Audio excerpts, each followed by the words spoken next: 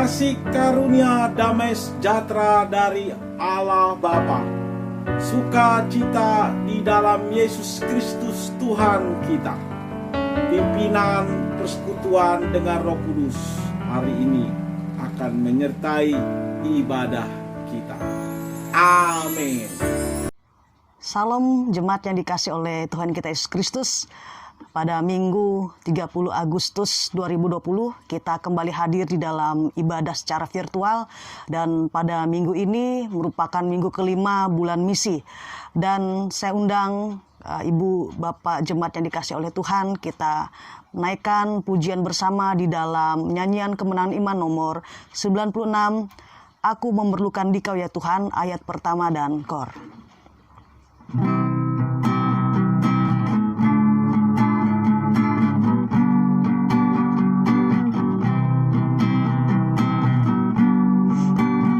Ya Tuhan, tiap jam ku memerlukan-Mu. Engkau-lah yang memberi sejahtera penuh. Setiap jam ya Tuhan, Dikau ku perlukan. Ku datang Juru Selamat, berkatilah.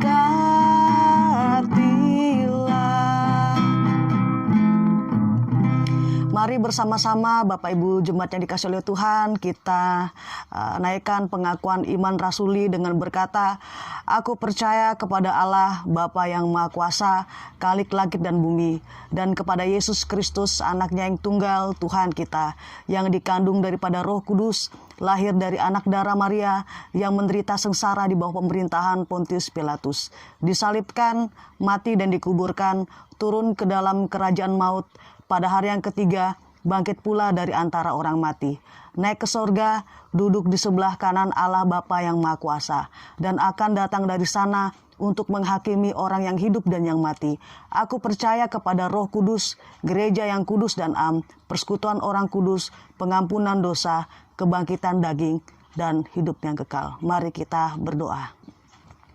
Bapa di sorga, Bapa yang kami sembah hanya di dalam nama Yesus, kami mengucap syukur dan terima kasih karena Engkau telah bahkan menyertai kami di dalam ibadah virtual ini.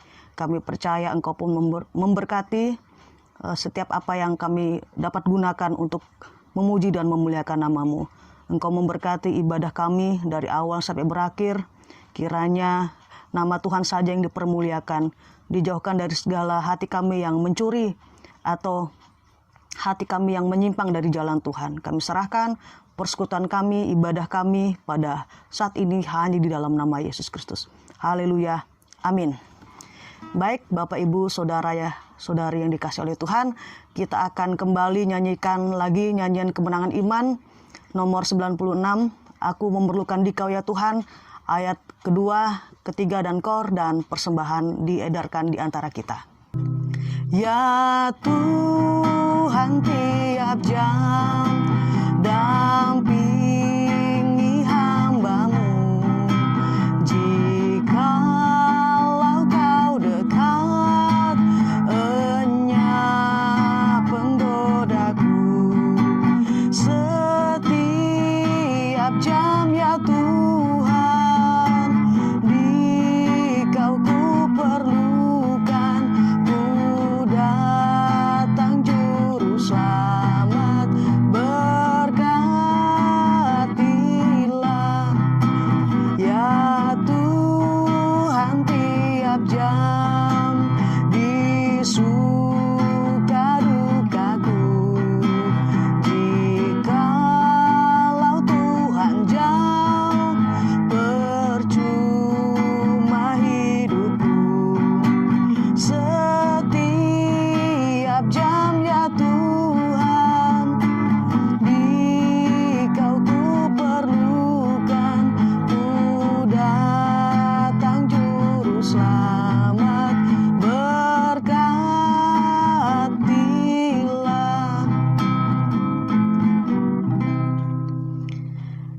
Kita akan masuk di dalam doa syafaat dan doa syukur, dan serta kita akan berdoa buat persembahan yang baru saja diedarkan. Mari kita satu di dalam doa. Bapa di sorga, Bapa yang kami sembah hanya di dalam nama Yesus, kembali lagi kami datang ke hadirat-Mu Tuhan, mengucap syukur dan terima kasih karena Engkau masih memberikan kesempatan kepada kami untuk beribadah, memuji dan memuliakan nama-Mu. Tuhan, pada kesempatan ini pula kami mau menaikkan syafaat kami ke hadapan Engkau ya Tuhan. Engkau kuduskan, sucikan kami, sehingga kami layak menaikkan setiap doa-doa kami ke hadapan-Mu. Kami menyerahkan buat bangsa kami, kondisi yang ada terjadi sekarang ini ya Tuhan. Kami mau serahkan ke dalam tangan-Mu, karena kami masih berada di masa krisis, yaitu masa pandemi Corona ya Tuhan. Engkau memberkati presiden bahkan wakil presiden kami, sehingga diberikan hikmat daripada-Mu, sehingga dapat menangani problem saat ini Tuhan. Tuhan Yesus, kami yakin dan percaya bahwa Engkau tidak akan pernah tinggal diam. Tapi pada saat kami menyerahkan semuanya ke dalam tangan-Mu, Engkau pasti akan buka jalan. Kami juga menyerahkan setiap hamba-hamba-Mu ya Tuhan, gereja-gereja-Mu ya Tuhan, orang-orang kudus-Mu yang melayani Engkau, yang beribadah mungkin belum bisa secara tatap muka, tetapi masih menggunakan via virtual atau online. Engkau memberkati semuanya supaya dapat berjalan baik dan lancar. Biarlah di masa krisis ini kami semakin hari semakin belajar untuk dekat dengan Engkau ya Tuhan. Semakin hari semakin berserah hidup kami kepada-Mu ya Tuhan. Karena kami menyadari bahwa kami sangat membutuhkan Engkau. Kami menyadari ya Tuhan bahwa Engkau izinkan ini terjadi untuk pemurnian iman kami, supaya iman kami semakin hari semakin berkenan di hadapan Engkau ya Tuhan. Tuhan Yesus, Engkau memberkati setiap hamba-hamba-Mu, setiap anak-anak Tuhan dimanapun mereka berada ya Tuhan. Kami yakin dan percaya Engkau memberkati segala pelayanan mereka, pendidikan mereka, aktivitas kesehari-harian, dan orang-orang yang bekerja di pemerintahan pun juga Engkau memberkati ya Tuhan. Bahkan secara swasta dan sebagainya ya Tuhan, kami mau serahkan ke dalam tangan-Mu. Oh Tuhan Yesus, kami juga menyerahkan pendidikan yang sekarang dijalankan belum seperti biasanya ya Tuhan. Biarlah anak-anak dapat fokus belajar, walaupun memang kami menyadari bahwa ini tantangan yang begitu berat bagi orang tua dalam hal mendidik anak di tengah masa-masa seperti ini. Tapi kami mohon hikmat daripada Roh Kudus untuk dapat menolong dan menyertai orang tua, sehingga orang tua dapat mendidik anak dengan pertolongan Engkau. Tuhan Yesus, kami juga baru saja memberikan persembahan. Engkau memberkati ya Tuhan tangan-tangan yang memberi atau yang belum sempat memberi. Berkat-Mu tercurah dan melimpah di dalam kehidupan mereka hari lepas hari ya Tuhan. Dan tiba saatnya bagi kami untuk mendengarkan kebenaran firman-Mu yang akan disampaikan oleh hamba-Mu. Engkau memberkati biar kebenaran firman-Mu ini dapat menguatkan bahkan meneguhkan kami. Di bulan misi ini kami rindu supaya walaupun kondisi krisis seperti ini, kami tetap giat untuk memberitakan Injil, kami tetap giat untuk belajar firman. Dan melalui situasi ini, karakter kami terbentuk menjadi karakter yang seturut dengan apa yang Kau kehendaki di dalam kehidupan kami. Terima kasih ya Tuhan, kami tutup doa syafaat ini dengan doa yang telah Engkau ajarkan. Bapa kami yang di sorga, dikuduskanlah nama-Mu, datanglah kerajaan-Mu, jadilah kehendak-Mu di bumi seperti di sorga. Berikanlah kami pada hari ini makanan kami yang secukupnya, dan ampunilah kami akan kesalahan kami, seperti kami juga mengampuni orang bersalah kepada kami. Dan janganlah membawa kami dalam pencobaan, tetapi lepaskanlah kami daripada yang jahat. Karena Engkau-lah yang punya kerajaan dan kuasa dan kemuliaan sampai selama-lamanya. Amin. Baik, kita akan mendengarkan kebenaran firman Tuhan yang akan disampaikan oleh hamba-Nya. Sebelum kita mendengarkan kebenaran firman Tuhan, kembali kita mengangkat pujian Permata Hati.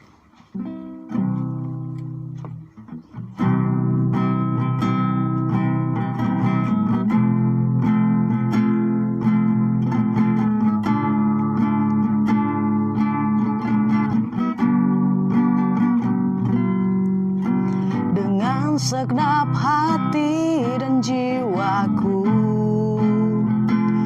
ku datang padamu dalam kerinduan. kasih-Mu yang sanggup mengubahku dan menguatkanku dalam pengharapan. Yesus, Engkaulah permata hatiku, dunia tak dapat menggantikan-Mu. Kemuliaan-Mu tercurah bagiku, menjadikanku indah dan semakin indah bagi-Mu.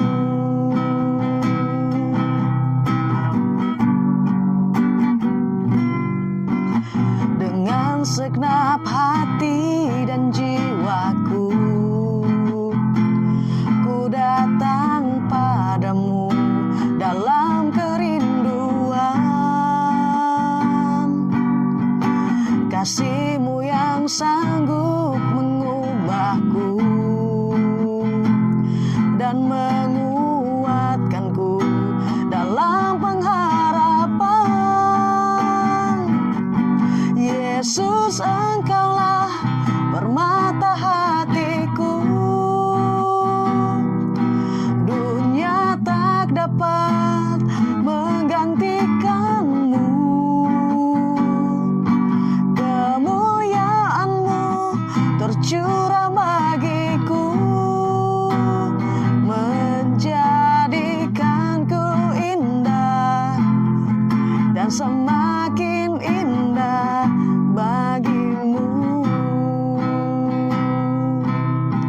Jadikanku indah dan semakin indah bagi-Mu.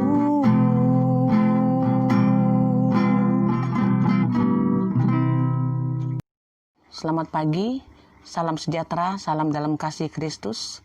Pertama-tama saya ucapkan terima kasih pada Tuhan Yesus yang masih mengizinkan saya untuk bisa melayaninya. Hari ini adalah minggu kelima di bulan misi.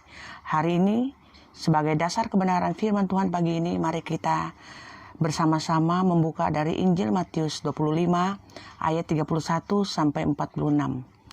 Injil Matius 25 ayat 31 sampai 46. Sebelum kita baca bersama-sama dari kebenaran firman Tuhan ini, mari kita berdoa.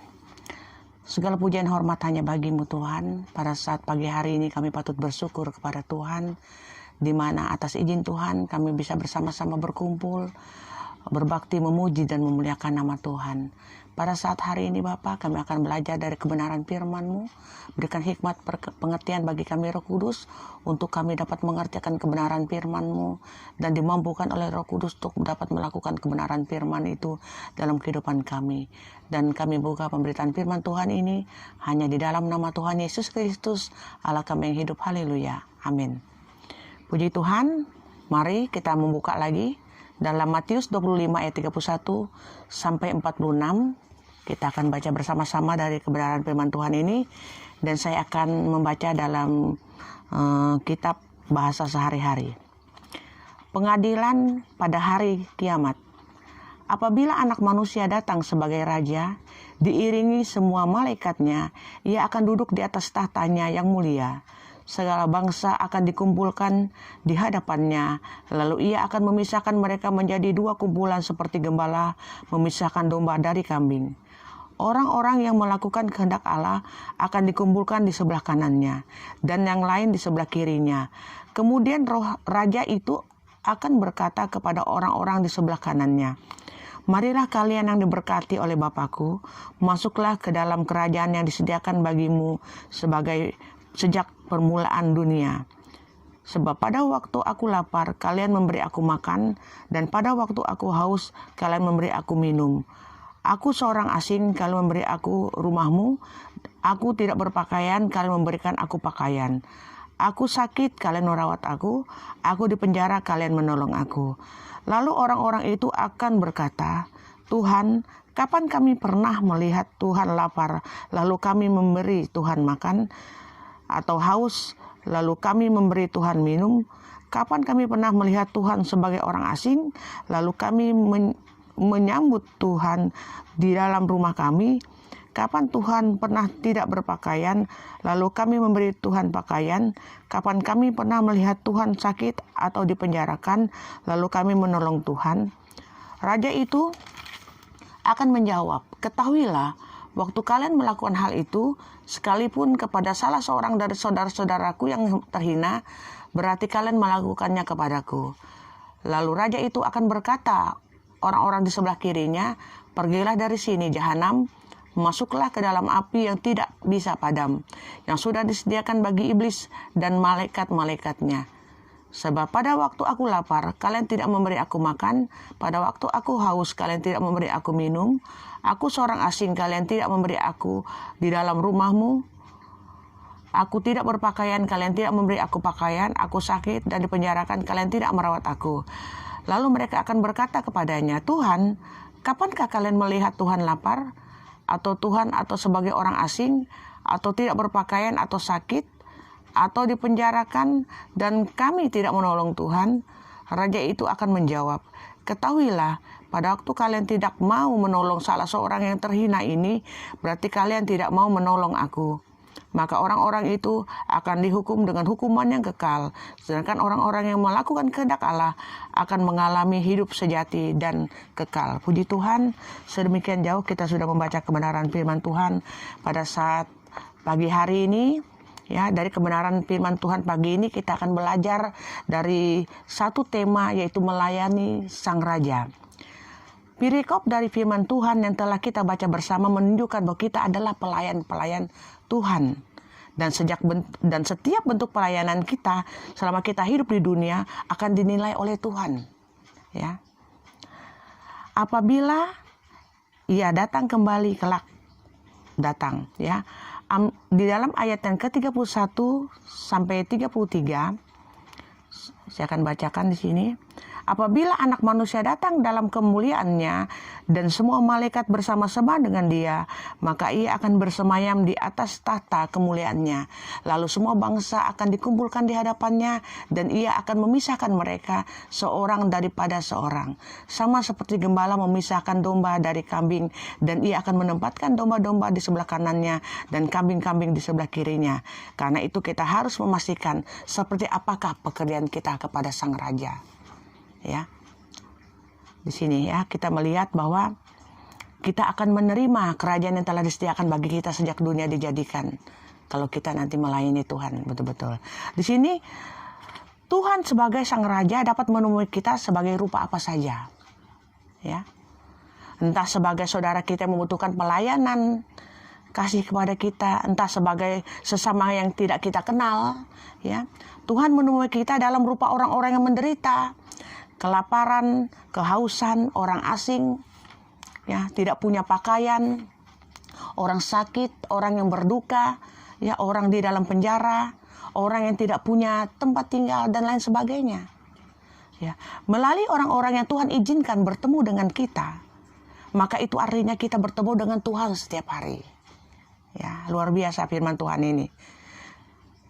Maka dalam Matius 25 ayat 40 berkata, dan raja itu akan menjawab mereka, aku berkata kepadamu sesungguhnya segala sesuatu yang kamu lakukan untuk salah seorang dari saudaraku yang paling hina ini, kamu telah melakukannya untuk aku. Itu kata Tuhan. Cerita Tuhan Yesus tentang apa yang terjadi pada penghakiman terakhir memfokuskan bahwa Tuhan akan memisahkan manusia menurut kategori domba dan kambing. Itu.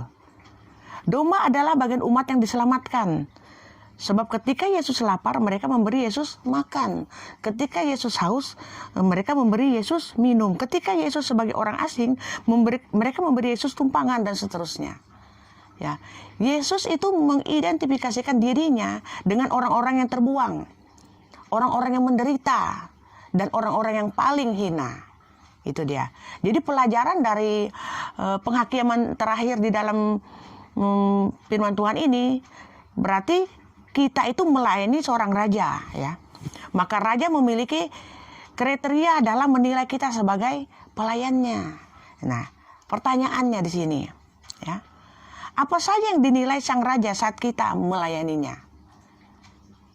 Yang dinilai sang raja saat kita melayani raja, yaitu yang pertama, yaitu kita akan dinilai kesetiaan kita. Apa itu kesetiaan? Kesetiaan menurut Kamus Besar Bahasa Indonesia, kesetiaan berarti berpegang teguh, ya, pada janji, pendirian, patuh dan taat. Contoh ya tentang kesetiaan, saya akan beritahukan contoh tentang kesetiaan. Saat kita itu mengemban tugas yang berat, ya, kita itu tidak meninggalkan tugas kita itu, tapi kita menyelesaikan tugas kita itu sampai selesai. Itu artinya kita setia, ya. Dan Tuhan mau juga kita ini memang setia sampai mati, ya. Di ayat yang ke-34, kalimat terimalah kerajaan yang telah disediakan bagimu sejak dunia dijadikan. Ini memberi gambaran bahwa orang yang akan menerima anugerah kerajaan tersebut adalah orang-orang yang telah membuktikan kesetiaannya dalam bentuk melayani sang raja. Kita lihat di ayat yang ke-35 sampai 36. Alasan penilaian sang raja atas semua yang mereka lakukan terhadapnya yang dinilainya sebagai pelayanan yang benar baginya, yaitu pada saat kamu memberi aku makan, pada saat kamu memberi aku minum, pada saat kamu memberi aku tumpangan dan sebagainya, ya, itu membuktikan akan kesetiaan kita dalam kita melayani raja kita. Aplikasinya, sudahkah pelayanan kita kepada Tuhan terbukti sebagai sebuah pelayanan yang kita lakukan dengan setia untuknya? Masuk dalam poin yang kedua. Apa yang dinilai sang raja saat kita melayaninya? Yang pertama tadi, Tuhan menilai tentang kesetiaan kita. Yang kedua, Tuhan akan menilai ketulusan hati kita saat kita melayani Dia. Ayat yang ke-37 sampai ke-39. Dari jawaban orang-orang benar itu, bila manakah kami melihat engkau lapar, dan kami memberi engkau makan, ketika engkau haus kami memberi engkau minum, ketika kami memerlukan tumpangan engkau memberikan kami tumpangan dan lain sebagainya. Nah, sini melihat, ya, kita melihat bahwa mereka itu orang-orang benar ini merasa bahwa mereka itu belum pernah melakukan apapun, ya. Bagi sang raja, ini jelas menunjukkan bahwa orang-orang benar itu adalah orang-orang yang memiliki ketulusan dalam melayani. Itu dia. Pelayanan mereka yang dinilai oleh sang raja sebagai pelayan yang dilakukan untuk dirinya sendiri. Di ayat ke-40. Sesungguhnya segala sesuatu yang kamu lakukan untuk salah seorang dari saudaraku yang paling hina ini, kamu telah melakukannya untuk aku. Nah, dari kebenaran firman Tuhan ini menunjukkan bahwa orang-orang yang tulus hati dalam melayani sang raja, mereka ini adalah orang yang tulus hati dalam melayani sang raja.